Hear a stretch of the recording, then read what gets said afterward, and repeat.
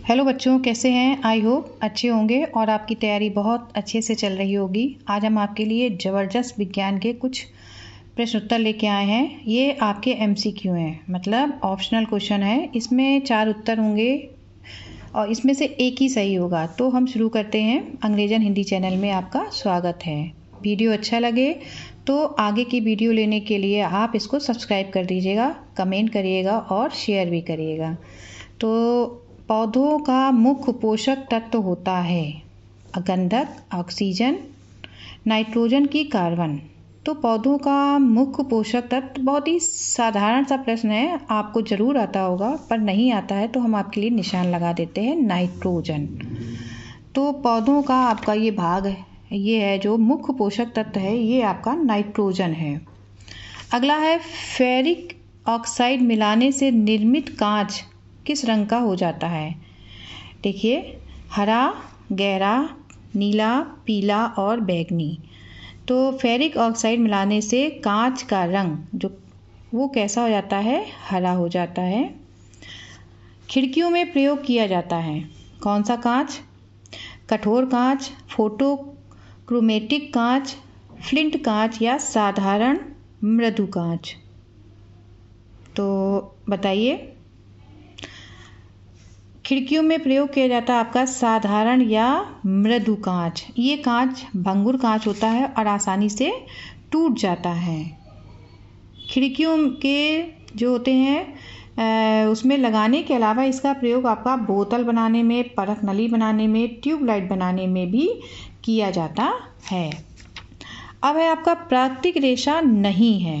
प्राकृतिक रेशा नहीं है। सूत, रेशम, रेयान की ऊन? तो सूत भी आपका प्राकृतिक है, रेशम भी, ऊन भी। रेयान आपका प्राकृतिक रेशा नहीं है, ये कृत्रिम रेशा है। थर्माकोल का दूसरा नाम है टेफ्लॉन, स्टाइरोन, नायलॉन और डेक्रॉन। तो इसका सही नाम है, थर्माकोल का दूसरा नाम होता है स्टाइरोन। न्यूट्रॉन की खोज किसने की? तो न्यूट्रॉन की खोज डाल्टन, कणाद, रदरफोर्ड की जेम्स चैडविक ने की? तो बताइए भाई, इसका उत्तर बताइए आप लोग। इसका उत्तर है जेम्स चैडविक ने की थी 1931 में। किसने की है? जेम्स चैडविक ने 1931 में की थी न्यूट्रॉन की खोज। सही आंसर है आपका, न्यूट्रॉन की खोज जेम्स चैडविक ने की। जल में ऑक्सीजन की संयोजकता होती है 1, 2, 3, 4। तो जल में ऑक्सीजन की संयोजकता होती है 2।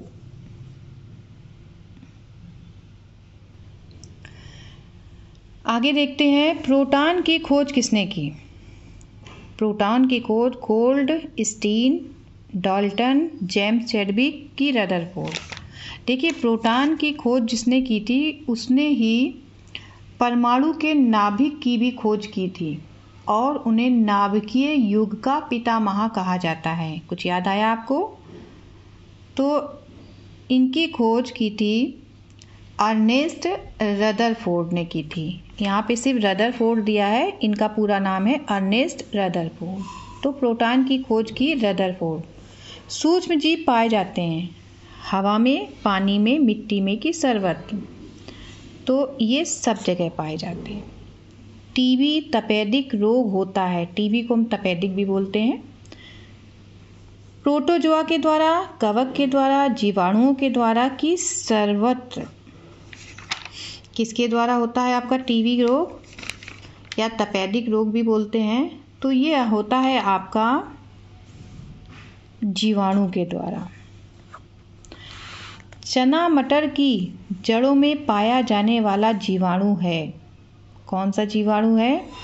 राइजोबियम, क्लॉस्ट्रीडियम, एशेरिया कोलाई की वायरस? बताइए भाई। चना मटर की जड़ों में पाया जाने वाला है आपका राइजोबियम। कौन सा जीवाणु है? राइजोबियम।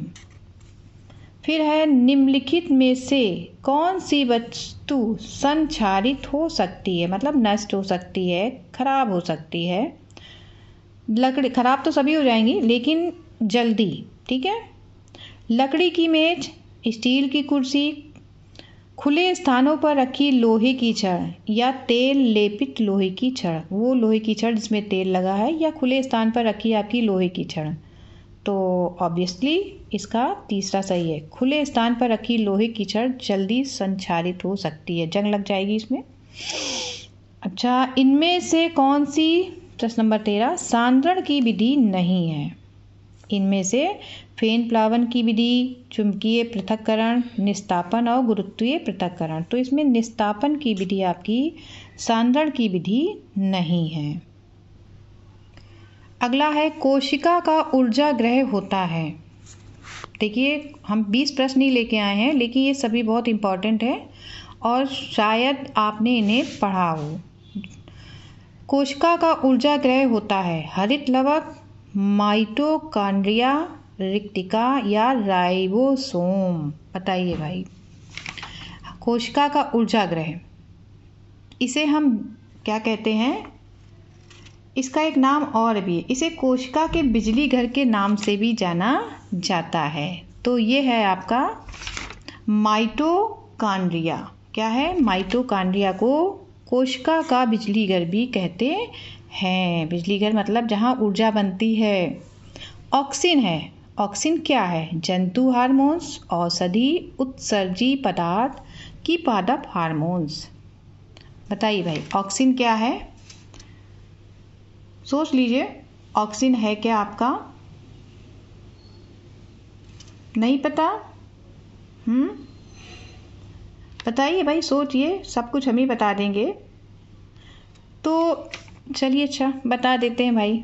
ये आपका पादप हार्मोन्स है। पादप हार्मोन्स का मतलब ये आपकी, इसकी खोज 1880 में डार्विन ने की थी। किसने की थी? 1880 में डार्विन ने की थी। ये पौधों की वृद्धि को नियंत्रित करने वाला हार्मोन्स है। ऑक्सिन जो है एक पादप हार्मोन्स है और ये पौधों की वृद्धि को नियंत्रित करता है। इसका निर्माण पौधों के ऊपरी भाग में होता है। तो ऑक्सिन है एक आपका पादप हार्मोन्स। फलों को पकाने के लिए कौन सा हार्मोन्स इस्तेमाल किया जाता है? हार्मोन इस्तेमाल किया जाता है ऑक्सिन। ऑक्सिन देखिए अभी आपने ऊपर पढ़ा है, ठीक है। तो ये तो पादप हार्मोन हो गया आपका, तो ये तो नहीं हो सकता। फिर है एब्सिसिक अम्ल, एथिलीन और साइटोकाइनिन। तो पौधों को पकाने के लिए हम एथिलीन गैस का प्रयोग करते हैं। किसका प्रयोग करते हैं? एथिलीन गैस का प्रयोग करते हैं। इसको हार्मोन भी बोलते हैं। ये हो गया।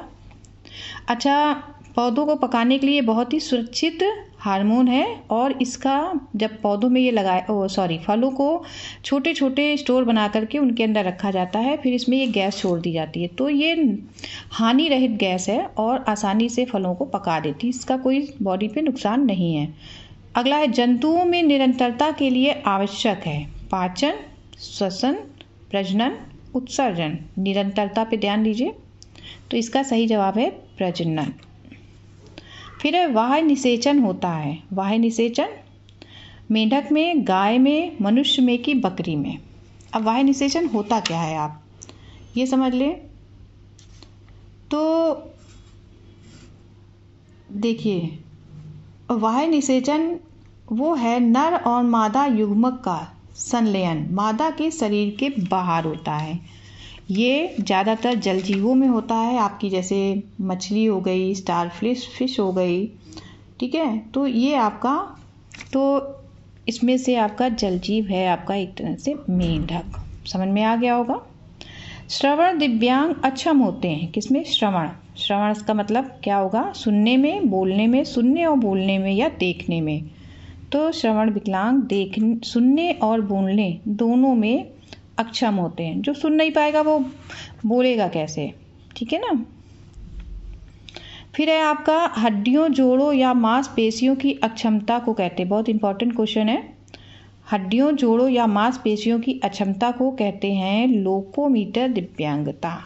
लोकोमोटर दिव्यांगता ये कहलाता है। तो इस तरह से आपके 20 क्वेश्चन पूरे हुए। आप याद कर लोगे, समझ लोगे तो ये सरल है और अगर आप इसको समझ के नहीं पढ़ोगे तो ये कठिन है। चलिए, इस तरह से अगर आपको ये पसंद आया हो तो आप सब्सक्राइब ज़रूर करिएगा, ठीक है। कमेंट भी कर दीजिएगा, ठीक है। इच्छा करे तो शेयर कर दीजिएगा, दूसरों को भी फ़ायदा होगा। तब तक के लिए आपको ढेर सारी गुड लक।